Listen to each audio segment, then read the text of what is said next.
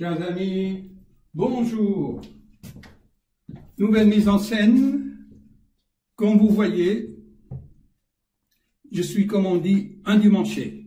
Ça change de la blouse blanche et du stéthoscope autour du cou.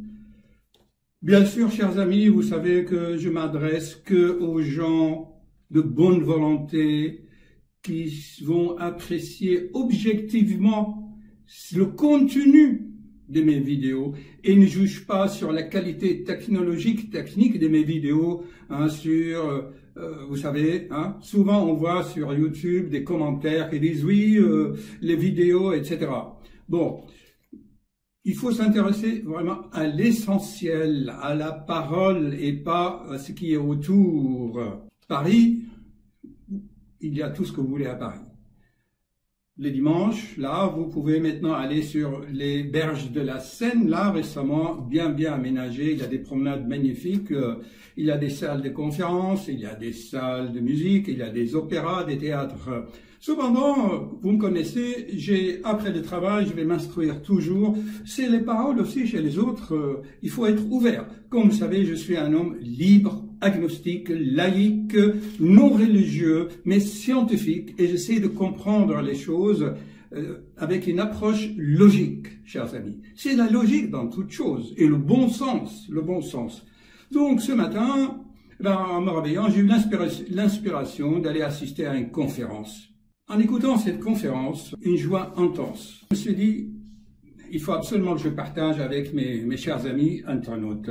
Et donc, en écoutant cette conférence, dès les premières minutes, en se concentrant, subitement des images ont surgi à moi. Je me voyais adolescent dans ma ville natale, à 6000 km de Paris. Et comme c'est actuellement l'été, les images de l'été de là-bas sont venues. Je me voyais quand on dormait, vous savez, sur les toits, sous les ciels étoilés. Parfois, on voyait des petites comètes, des étoiles filantes, et on faisait des vœux. Et ainsi, en écoutant, je revoyais tout le chemin de ma vie.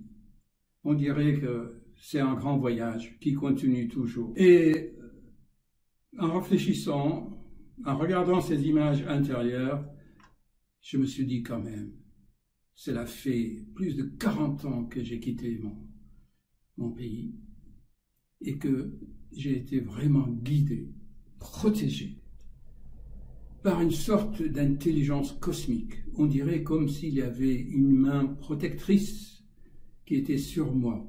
Une sorte d'aura. Moi, j'appelle ça scientifiquement une sorte de champ magnétique qui m'amenait toujours et qui m'attirait toujours vers l'endroit où je devais être et au moment où je devais être. On dirait une programmation. À la seule condition, j'avais cette intuition que si je faisais les choses que je devais faire correctement et sincèrement avec amour, la vie certainement va me guider et j'aurai le succès. Chers amis, tout en écoutant cette conférence, imprégnée dans cette ambiance de sérénité, de calme, en revoyant le voyage de ma vie, il y a un autre sentiment qui a jailli à moi. J'ai dit, oh mon Dieu, merci. Merci pour tout.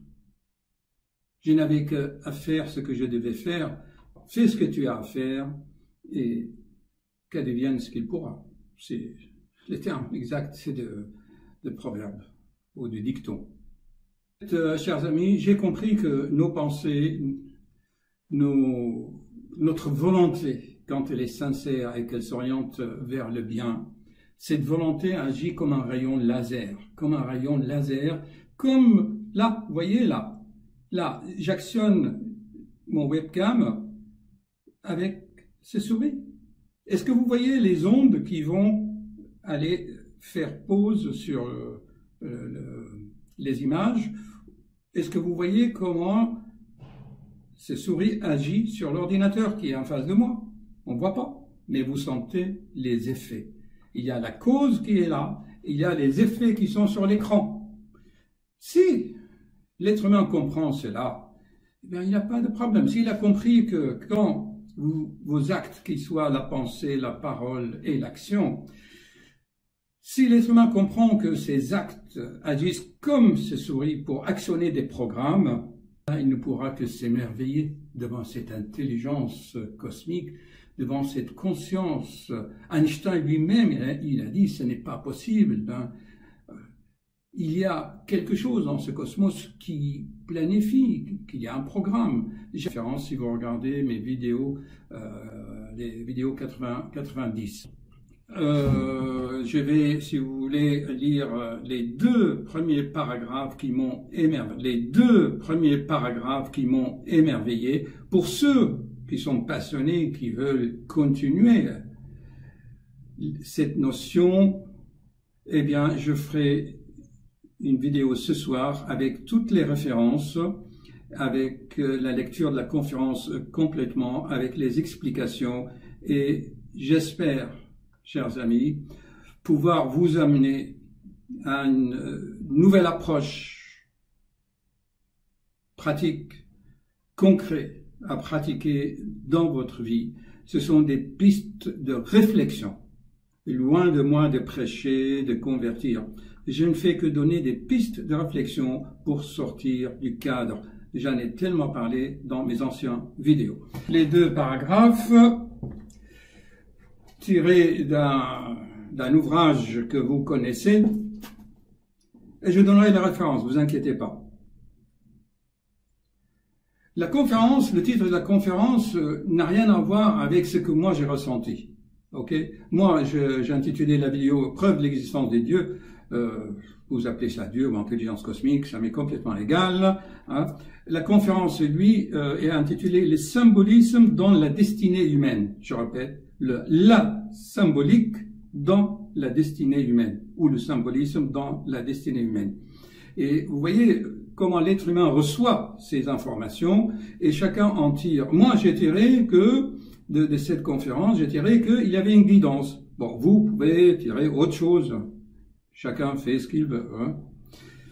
Si les hommes n'étaient pas totalement absorbés par les nécessités et les nombreuses niaiseries journalières, la survie, je vais ajouter quelques explications, hein, chers amis, hein, c'est la nécessité pour la survie, aller manger, dormir, dodo, métro. L'être humain est plongé de cela. Là, je vais contre aussi les conseils de l'auteur, de ne pas lire de conférences choisies. Hein. En fait, vous le savez bien, je l'avais expliqué dans ma vidéo numéro 90, il fallait aller progressivement d'une façon initiatique. Mais bon, aujourd'hui c'est dimanche, avec les explications, peut-être ça pourrait aller mieux.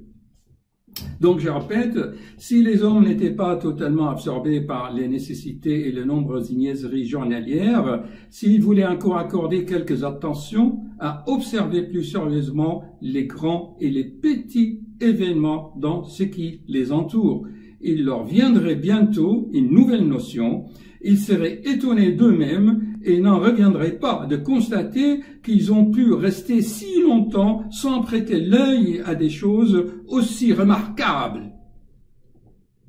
Il y aurait vraiment de quoi secouer la tête, des pitiés sur soi-même, avec un peu d'observation, s'ouvrirait soudain devant eux tout un monde d'un accomplissement vivant, strictement organisé, qui oblige à reconnaître l'existence de la direction ferme d'une main plus haute, le monde de la symbolique. Alors voilà les clés, chers amis. La conférence dure une demi-heure, il y a au moins combien de pages? 1, 2, 3, 4, 5, 6, 7, 8, une dizaine de pages. Il faut aussi donner les explications, ça nous prendra plus qu'une heure. Mais voici les clés. Dans cette seul paragraphe que je viens de lire, il y a déjà des clés extraordinaires, il y a des perles là. Voyez-vous, par exemple, il faut déjà l'attention. Ça, c'est l'enseignement de Krishnamurti. Il faut faire attention. Et en prenant attention, c'est en observant les événements et les grands événements de votre vie, comme je l'avais dit au début de la vidéo. Et quand on fait attention, on observe, on prend conscience. Vous voyez le cheminement, c'est ça. C'est pas la peine d'aller faire des stages ou de payer des DVD, comme je dis, ou bon, des petites conférences comme ça, c'est vraiment, c'est intéressant, je trouve. Hein. Donc voilà, chacun peut lui faire ça soi-même par l'observation, en faisant attention à conscientiser. Hein. Mais ce n'est pas la peine de faire des méditations, de chanter, comme j'ai vu là des applications sur YouTube, on vous apprend à méditer. Comme ça. Non, la méditation, c'est l'attention à ce que vous faites. Moi, je fais cette vidéo-là. Je suis vraiment concentré. Hein. Au début, il y avait un certain stress. Et ensuite, vous avez vu que la discussion devenait plus fluide. Voilà. À tout à l'heure. Ou à la vidéo prochaine. Pour ceux qui sont passionnés, qui veulent continuer. Chers amis, après réflexion, je pense que pour répondre ou pour traiter une telle question sur l'existence ou non d'un Dieu, c'est trop sérieux et on ne peut pas répondre à de telles questions en une heure de conférence. Chacun doit suivre son chemin et faire sa propre quête, ce qu'on appelle la quête du Graal. Et cela peut lui prendre des années, de lire peut-être des centaines de livres, de faire des milliers d'expériences. Mais ces questions-là, on ne peut pas, quelqu'un ne peut pas vous les apprendre, il ne peut pas vous les apporter. Ok? Je pense que si quelqu'un veut continuer la conférence que je viens de mentionner, eh bien, il n'a qu'à lui faire par lui-même, consacrer le temps qu'il le faut et faire comme moi je fais là, vous voyez ici, vous tapez sur Google, hein, moi j'ai tapé graal.org et là je vais vous l'expliquer, là vous tapez Graal et hop, ça sort. Ensuite, vous allez sur le premier. Et là, ça c'est une des éditions, hein, que ça soit clair entre nous. Il y en a plusieurs. Il y a l'édition 1931, il y a cette édition qui est posthume, qui a été éditée, je crois, dans les années après 50, après la mort d'Abdorjin. Et puis actuellement, il y a d'autres éditions. Mais sachez que l'essence, hein, c'est toujours le même, quel que soit. Et là ensuite, vous allez sur la table de la matière. Et là, c'est lire. Si vous voulez lire, et ben voilà. Et vous pouvez même écouter les 12 premières conférences, ils sont en audio. Et je crois la conférence que j'ai écoutée ce matin à Paris doit se trouver au tome 2, 27. Le voilà, ici. Le symbolisme dans la destinée de la lecture. Mais en fait, il y a 100 combien, il dit là 168 conférences. Si vous lisez un par jour, il faudra au moins 6 mois ou voire des années hein, pour approfondir cette connaissance. En France, comme vous savez, tout est secte. Hein. Dès que vous sortez du cadre, hein, en fait, je le répète souvent, la France a fait de la laïcité une religion contre toutes les religions. Sauf dans d'autres pays, vous tapez par exemple en anglais là. Eh ben, en anglais, vous avez tout en audio. Tout le message, là, elle est en audio, là, pour 3 €. Hein, pour 3 €, vous pouvez avoir la tome 2, In the Light of Truth, là, le Graal Message, volume 2, en MP3. Vous pouvez la télécharger pour 3 €. Donc, ils ne cherchent pas l'argent. Vous voyez, pour 3 €, pour 9 € au total, vous pouvez avoir presque 1000 pages et vous écoutez ça, on écoute.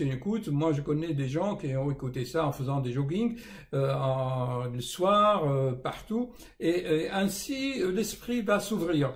Je ne donne pas des recettes seulement. Là, vous pouvez le trouver même en allemand. En allemand, si quelqu'un connaît l'allemand, je le conseille vivement. L'allemand, c'est super. Il suffit d'écouter, par exemple, la première conférence, ici, là. Ah bah là, par contre, il est en cassette. Il y a plusieurs éditions, hein, mais je pense que chacun suit son intuition, hein, chacun suit son intuition. Cependant, l'année dernière, je vous avais fait beaucoup de conférences, et si on regarde toutes mes vidéos, hein, qui ne sont en fait qu'une initiation, hein, à cette connaissance, comme une sorte de code de la route, mais il n'y a pas que ce seul code de la route, hein, au monde. Et en fait, le message, j'ai essayé de développer dans mes conférences la plupart des concepts et des idées, hein, dans cette œuvre. Et je suis arrivé petit à petit en se basant sur des cas concrets, hein, de la vie de tous les jours. Sigmund Freud a écrit un livre qui s'appelle La pathologie, psychopathologie de la vie quotidienne. Et c'est en partant de la vie quotidienne, de chaque expérience, de chaque jour, qu'on fait une bonne expérience et l'intuition s'ouvre et la conviction arrive qu'il y a une intelligence dans ce monde. Alors, j'avais commencé à lire la première conférence en expliquant les concepts, les deux concepts de base ici, hein. C'est simple, vous les retrouvez, vous tapez par exemple, vous tapez 90 là, attendez, voilà, vous tapez 90 conférences de messe intégrale, que cherchez-vous? Ça a été vu quand même 1400 vues en moins de un an. Donc cela veut dire qu'il y a plus que 100 personnes par mois qui cherchent. Là, je parlais par exemple des NDE, Near Death Experience, et les recherches à ce propos. Il y en a 5 ou 6 là, 90 conférences de message intégral. Et là, je donne beaucoup d'explications. Alors, je vais ouvrir les commentaires, et si vous avez des questions, vous n'avez qu'à m'envoyer, s'il vous plaît, des commentaires, on essaiera de répondre, mais sachez que la réponse est en vous, hein, et que c'est une quête qui va durer toute votre vie, hein. Et le but de tout cela, c'est qu'une fois qu'on a pris conscience qu'il y a une force dans ce monde, qu'il y a une intelligence dans ce monde, eh bien, on devient moins malade, on prend plus confiance en soi et on commence à ne pas faire de bêtises, hein, dans cette vie, et on avance. Imaginez, pour vous donner un exemple pratique, chers amis, que je ne sais pas si vous assistez à des réunions de copropriété, mais moi j'en ai assisté là récemment. Les copropriétaires de ma résidence où je suis installé, où il y a mon cabinet, où il y a plusieurs autres professionnels de santé, on est une quinzaine, eh bien, tout le monde est contre et ils nous essayent de nous mettre des clous, des épines sur notre chemin, alors que nous, on est en train d'aider les autres. Les copropriétaires nous font tout le mal pour nous gêner dans l'exercice de notre travail. Vous vous rendez compte qu'il y a un copropriétaire qui a dit qu'il faut que les médecins payent un étage d'ascenseur parce qu'on consomme plus d'électricité? C'est la folie, chers amis. L'être humain devient fou et je le répète, nous sommes 7 milliards environ sur Terre. Il y a plus que la moitié des êtres humains qui n'ont pas leur place sur cette Terre, hein? Et vous savez pourquoi? Parce que l'hypertrophie de l'intellect a atteint des degrés monstrueux, vraiment. Vous voyez, et la nouvelle mutation, c'est ça, au niveau du cerveau, hein, c'est le cervelet qui est l'interface entre le mental et le plexus solaire. Je vous en avais tellement parlé, ce cervelet est atrophié pour l'instant, et elle constitue le pont entre le cerveau et l'esprit, hein. C'est une sorte d'interface. Et les enfants indigos naissent maintenant avec des cervelets plus développés. C'est ce qui explique Abdurrahim, hein, tout simplement. Voilà, chers amis. Alors, je crois qu'il y a le symbole, du karma, de destinée, là. C'est ça, hein, c'est l'alpha et l'oméga. L'alpha et l'oméga. C'est Emmanuel Parcival, hein. Et nous vivons ce temps-là. Et dans cette conférence qui est le symbolisme dans la destinée humaine, il dit que le boucle doit être bouclé. Le boucle doit être bouclé. OK? Bon, travaillez bien, chers amis, et à bientôt, hein.